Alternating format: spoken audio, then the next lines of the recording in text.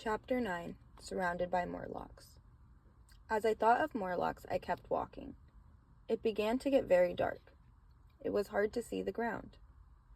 Suddenly, I heard a sound in the bushes behind us. Weena heard it too. She gave a small cry of fear. We walked faster.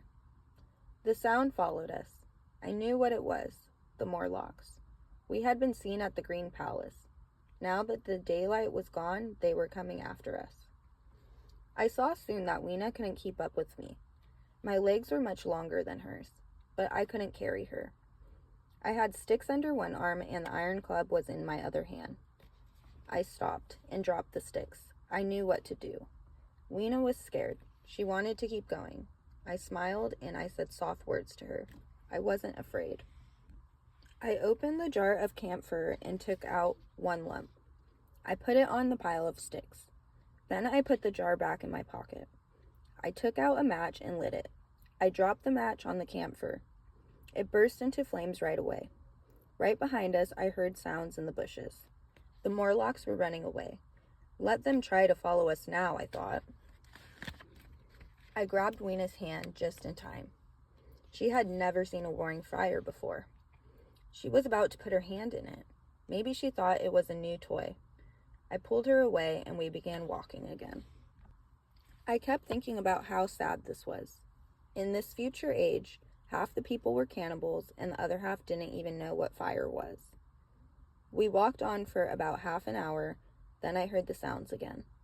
But this time, they weren't coming from behind us.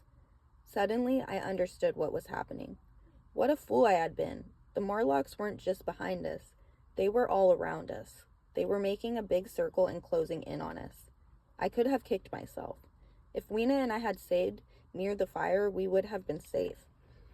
But we had walked away from it. Now the Morlocks had cut us off. In a second, I felt cold Morlock hands on me. Weena screamed. I swung my iron bar. I hit something in the dark. I heard an awful cry. The sound of a hurt Morlock. I swung again.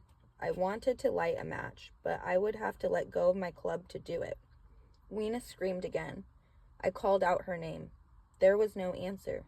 I heard the Morlocks closing in. They were making their awful laughing sound. I took the chance and dropped my club. As fast as I could, I went for my matches. But the second I let go of my club, they were on me. I felt those cold hands and I smelled that odor of blood. I thought I was going to be sick. Somehow I lit a match. In the matchlight, I saw the Morlocks. There were hundreds of them around us. They ran from the light. I saw Weena a few feet away. She was laying on the ground. She wasn't moving. The match went out. I lit another. I couldn't keep this up all night. I would run out of matches. Then the Morlocks would be on us again. I looked at the dry grass under my feet. I took out the jar of camphor. I emptied it onto the dry grass. I dropped the match on it. It burst into flame. I ran to Weena and pulled her close to the fire. Then I pulled down branches from the trees. They were green, but the camphor made them burn. It worked. The Morlocks were staying away. I tried to wake Weena, but I couldn't. I could tell that she wasn't dead, but she didn't answer me. She didn't even open her eyes. I moved her closer to the fire. I got more branches and fed the flames. Then I sat down and wait for the sunrise. I woke up to find hands all over me. The fire was out. I reached for my club. It was gone. I went for my matches. They were gone too. I felt hands grab my hair. I was being dragged away. I swung wildly in the dark and hit a Morlock. One of my arms was now free. As I tried to free the other arm, my hand found something hard on the ground. The iron bar. I let out a cry of anger. I swung the bar. It hit something and I heard a terrible cry of pain. I swung the bar again and again. In a few minutes, I was on my feet. I stood against a tree trunk and kept swinging the bar, but the Morlocks kept coming. How long could I last? My arms were getting tired. The bar was getting heavy, and there still the Morlocks came at me. I saw one running straight at me. I hit him with the bar. He dropped like a stone. Suddenly I stopped. How was I able to see the Morlock coming at me? Were my eyes getting used to the dark? I looked and saw an orange glow in the sky. Was it sunrise already? No, it couldn't be. The glow was... Then I knew. It was the light from the first fire I had started. It didn't rain much in this world. The trees and the grass were dry. I had started a forest fire back there. This time, the Morlocks weren't running to get me. They were running to get away from the fire. I could see clearly now. I swung the iron bar at the passing Morlock. It fell to the ground. The creature hadn't even seen me.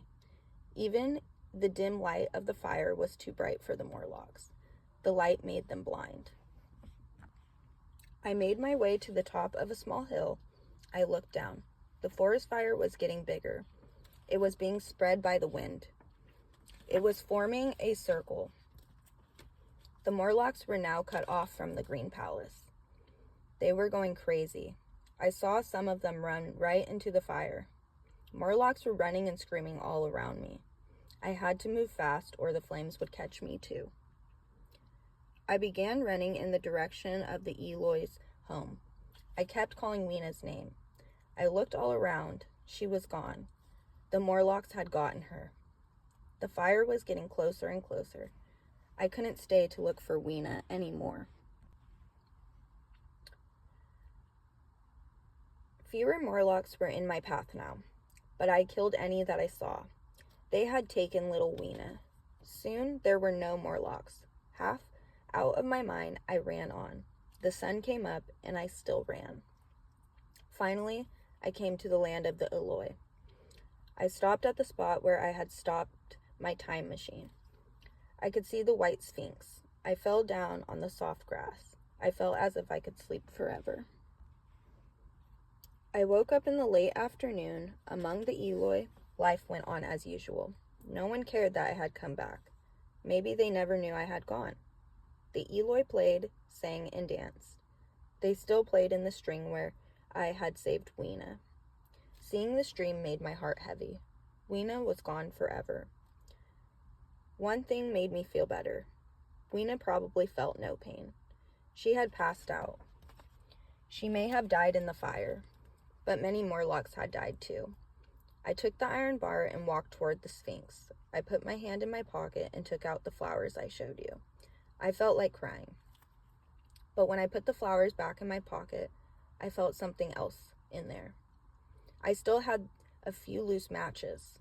The Morlocks had stolen the box, but some matches had fallen out. A smile came to my lips. I had the iron bar. I had matches. I continued to walk toward the Sphinx. I almost hoped to see a Morlock. I was going to use the iron bar to pry open the big doors, but when I got to the Sphinx, I couldn't believe my eyes. The doors were already wide open, and inside, in the shadows, I could see the shape of my time machine. Chapter 10, The End of Our World. I stopped for a second, almost afraid to go inside. Then I reached into my pockets. I still had the control bars to the time machine. I smiled. After all my trouble, the doors were open. I dropped the iron bar on the ground. In a way, I was sorry that I wouldn't need it. My memory of the Morlocks was still strong. The time machine was on a raised platform. I looked it over. It was in perfect shape. It had even been cleaned and oiled. Loose screws had been tightened. It was the Morlock mind at work. For many years, they had taken care of the underground machinery. To them, any piece of machinery had to be cleaned and oiled. As I walked up to the machine, a thought came into mind. I knew why the doors to the Sphinx were open. I knew what the Morlocks were up to. I understood how their minds worked. I could have laughed out loud. I put one of the control bars in place. Just then, the door shut with a clang. I was now in darkness. It was just as I thought. The Morlocks were trying to trap me. They couldn't get me before. Now they thought they had me. They thought that they had taken all my matches. I could hear them coming in the dark. I heard their laughing sound. I could have laughed myself. In a second, I would light a match. Then I would put the other control bar in the machine. I would push one of the bars and then disappear. There was a smile on my lips as I reached for the match. It wouldn't light. I had made a mistake. These matches could light only on a side of the box, and the Morlocks had taken the box. In a second, the Morlocks were on me. I swung my fist. I got one of them. I had to get the second bar in place, but I couldn't see in the dark. A hand grabbed the control bar. I swung my head toward the cold hand. The Morlock and I bumped heads. It hurt me, but the Morlock let go of the control bar. I screwed the bar in place. I got onto the seat of the time machine. Another set of hands pulled at me. I pushed the Morlock off the machine. I was now half on and half off the machine. Somehow, I got to the control bars. I pushed forward as hard as I could. In a second, I was gone. I have already told you how time travel feels. It makes you dizzy. And that's when you are sitting straight up. But this time, I was half off the machine. It began to spin. I had to hang on. If I fell, I would be lost. I don't know how long I hung on for my life. Finally, I got myself straight on the seat. I looked at the dials. I saw that I made a mistake in the dark. I wanted to go back to 1895, but I had set the machine to go forward in time, and I was going faster and faster. The dials showed that I was traveling millions of years into the future. Suddenly, I could see the sky. The Sphinx was gone from around me, turned to dust by the years. I began to slow the machine down. I didn't want to stop too quickly. That's what happened the last time. When the machine stopped, I looked around me. Was this the same Earth? I had landed on an empty beach. The sands seemed to go on forever. A bright red sun beat down. There were no clouds in the sky. But what was the sea doing here? Where was the land of the Eloi? All that once was London was now underwater. Over millions of years, the sea was taking back the land. Then, far away, I saw something move. It was too far to see clearly. The thing was moving slowly. I watched it as it came closer. Then I saw what it was. It was a huge crab. It was the size of a dinner table. I could see its claws now. One of them could cut a person in half. I saw the feelers moving. I looked at its big eyes. The creature's mouth was the worst part. It was slimy and it had things moving inside it. I felt sick as I watched it. Just then, I felt something tickle my face. It was sticky like a spider web. I brushed my face. With my hand, I turned around. It wasn't a spider web. Right behind me was another huge crab. What I had felt were the things inside its mouth. I screamed and pushed the control bars of the time machine. In a second, the ugly thing was gone. As I traveled further into the future, a strange thing happened. The sun stopped moving across the sky. It stayed in one place, far away. The moon was never in the sky. I stopped the time machine and looked around. The planet seemed dead. It was very cold and snow was falling around me. Nothing moved. I heard no sounds. Suddenly, I knew why. The earth had stopped turning. It still went around the sun, but half of the earth was in darkness all the time. It never got light or warm.